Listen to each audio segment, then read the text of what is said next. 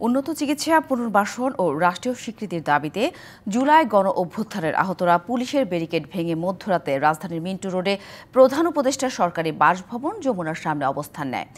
এ সময় বৈষম্য বিরোধী ছাত্র আন্দোলনের সমন্বয়ক হাসনাত আবদুল্লাহ দাবি পূরণের আশ্বাস দিলে বেড়ে যান তারা।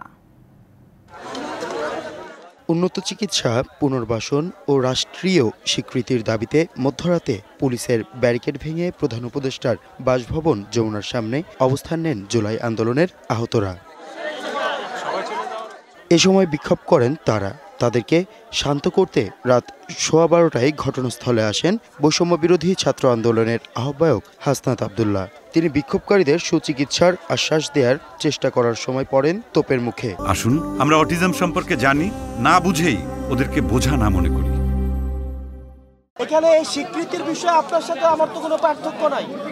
পার্থক্য যেই জায়গায় এবার আপনাদেরকে বলি, এই যে আপনারা এখানে আসেন না, আপনাদের মধ্যে অনেক নেতৃত্ব আছে, ওরা আলাদা গিয়ে বিভিন্ন সময় মিটিং করে। আমরা কোনো পদে নিতে চাই না।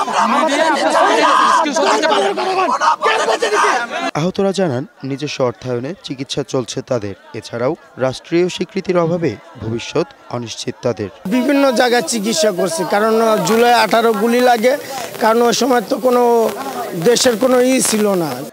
সরকার আহতদের পুনর্বাসন নিশ্চিত করবে এই প্রতিশ্রুতিতে শান্ত হয় পরিবেশ। আন্দোলনকারীরা হুমকি দেন হাসনাত আবদুল্লাহর দেয়া আশ্বাস পূরণ না হলে দাবি আদায়ে ফের রাজপথে নামবেন তারা। হাসিব পান্থ, ডিবিসি নিউজ, ঢাকা।